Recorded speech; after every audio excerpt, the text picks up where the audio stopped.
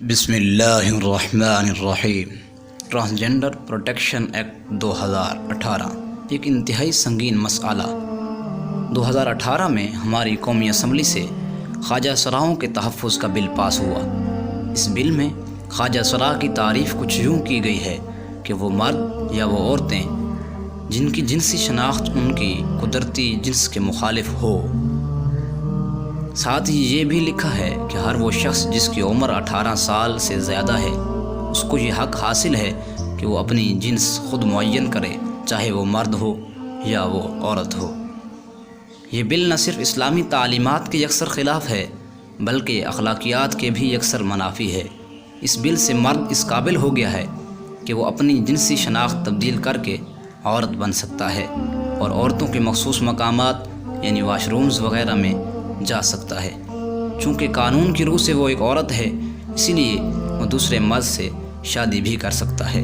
اسی طرح عورت بھی اپنی جنس تبدیل کر کے مرد بن سکتی ہے، اور یہ عمل اتنا آسان ہے کہ کوئی بھی شخص نادرا جا کر صرف یہ کہے کہ وہ عورت کی طرح فیل کرتا ہے اور نادرا اسے عورت رجسٹر کر دے گا۔ یاد رہے یہ بل 2018 میں جب عمران خان کی حکومت تھی تب وفاقی وزیر انسانی حقوق شیریں مزاری نے پیش کیا، اور پاکستان تحریک انصاف، پاکستان مسلم لیگ نون اور پاکستان پیپلز پارٹی نے اس کی حمایت کی۔ ایوان میں جمعیت علماء اسلام اور جماعت اسلامی پاکستان نے اس کی مخالفت کی اور اسے اسلامی تعلیمات کے منافی قرار دیا۔ اس بل کے خلاف پارلیمان میں سب سے پہلے جماعت اسلامی کے سینیٹر مشتاق احمد نے آواز اٹھائی اور اس میں ترمیم کا بل پیش کیا، جس میں ایک مطالبہ کیا گیا کہ اس کے لیے میڈیکل بورڈ تشکیل دیا جائے۔ اسی بل سے فائدہ اٹھاتے ہوئے پچھلے 4 سال میں 30,000 سے زائد لوگوں نے اپنی جنس تبدیل کی ہے۔ اسلامی جمہوریہ پاکستان میں اس قسم کے قوانین بن رہے ہیں اور عوام کو خبر ہی نہیں۔ بدقسمتی یہ ہے کہ اکثر یورپی ممالک میں بھی یہ قانون نافذ نہیں ہوا۔ ہمارے پڑوسی ملک بھارت نے بھی جنسی شناخت کا فیصلہ ایک میڈیکل بورڈ کے سپرد کیا ہے۔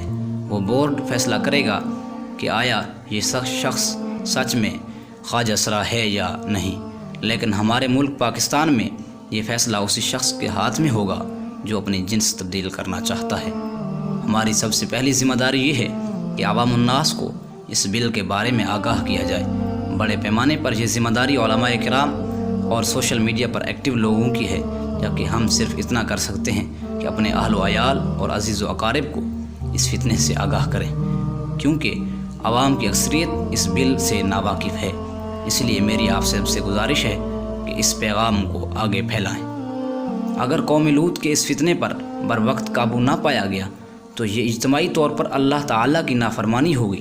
یاد رہے ایسے حالات میں اللہ تعالیٰ صرف ان کو نہیں پکڑتا جو گناہ گار ہوں، بلکہ عذاب ان پر بھی آتا ہے جو گناہ ہوتا دیکھ کر اسے اپنے ہاتھ اور زبان سے نہ روکیں۔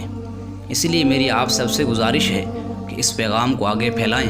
یاد رہے اگر پارلیمانی کمیٹی نے بل کے حق میں فیصلہ دے دیا تو بحیثیت مسلمان اور بحیثیت پاکستانی ہماری ذمہ داری یہ ہوگی کہ سر پر کفن باندھ کر اس فیصلے کے خلاف باہر نکلیں اور تب تک واپس نہ لوٹیں جب تک اس بل کو ختم نہیں کیا جاتا، چاہے ہم پر فائر کھول دی جائے یا بم گرائے جائیں۔